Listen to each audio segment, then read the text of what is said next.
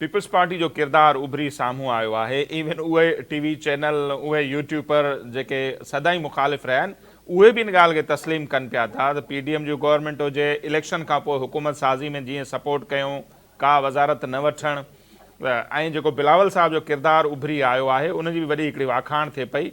इन समूरे अमल खे कीअं था ॾिसो ऐं इन फ्यूचर इन जा के फ़ाइदा पीपल्स पार्टी खे थी सघनि था? मुस्तक़बिल में फ़ाइदे थियण वारी ॻाल्हि उहा त अलॻि थी आहे। उहो त को इम्कान या को मफ़रूज़ हुननि जे बुनियाद ते ॻाल्हाए सघिजे थो।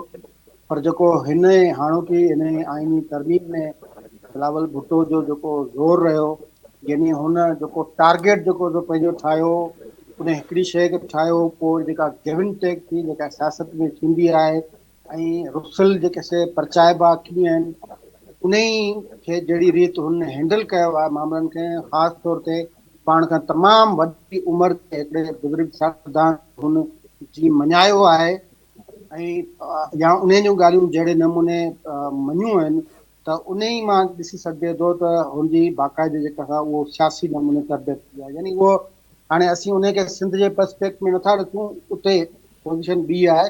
पर जेको वफ़ाक़ी सिस्टम आहे, यानी इस्लामाबाद जी नज़र सां जेकॾहिं ॾिसिजे त उन जी वाखाण पई थिए त हुन जहिड़े नमूने सियासी धुरनि खे इंगेज कयो आहे, जहिड़े नमूने हिन वक़्तु हिते टे चारि जेके से उहे मुख़्तलिफ़ पॉइंट्स हुआ।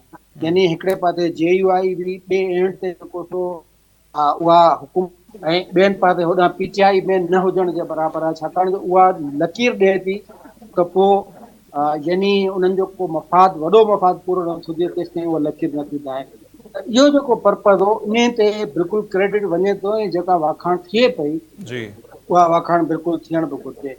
हाणे जेसिताईं मुस्तक़बिल में हुनखे मुस्तक़बिल में भई बिलावल नौजवान आहे, 4 सालनि खां पोइ इलेक्शन थींदी, इलेक्शन में जेकॾहिं माहौल बहितर हूंदो, ऐं जेका ही जेका मुदाख़लत जेका थींदी रही आहे, इहा मुदाख़लत बंदि थी आहे, सभिनी खे ओपन जेका सा इहा मैदान ॾियनि, त पोइ उन में हर का पार्टी आहे उहो पंहिंजे कॉम्पिटेंस ते ऐं पंहिंजे मंशूर तहत जेका सा जेका जेको जंहिंजो राइट हूंदो उन हिसाब सां पंहिंजो हक़ वठंदी, ऐं पोइ जंहिंजी हुकूमत थिए उहा मुस्तक़बिल वारी शइ मुस्तक़बिल में ॾिसणी पवंदी। सही। मतिलबु मां सम्झो पियो त हीअ जेका प्रैक्टिस करे पियो बिलावल साहब, तकरीरूं हुजनि, मुखालफ़नि खे राज़ी करणो हुजे, का तरमीम में जेका किरदारु, आवाम में बि जेका हुनजी मक़बूलियत वधे पई, ऐं स्पेशली पंजाब में, त उनजो को फ़ाइदो फ्यूचर में थी सघे थो? मतिलबु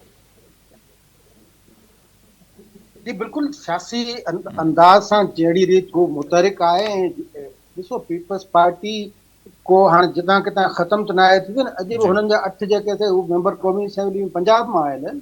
सही। या जेको अॼु बि हुननि जो आज़ादु कश्मीर या KPK असेंबली में जेको हुननि जा माण्हू वेठा आहिनि, बलोचिस्तान में हुननि जी हुकूमत आहे, खणी कीअं बि रही आहे।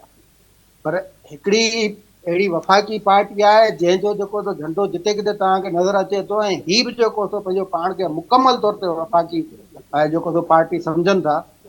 सो आउं सम्झां थो इहा जेका महिनत आहे इहा सुभाणे खेसि कमु बि ईंदी। सही।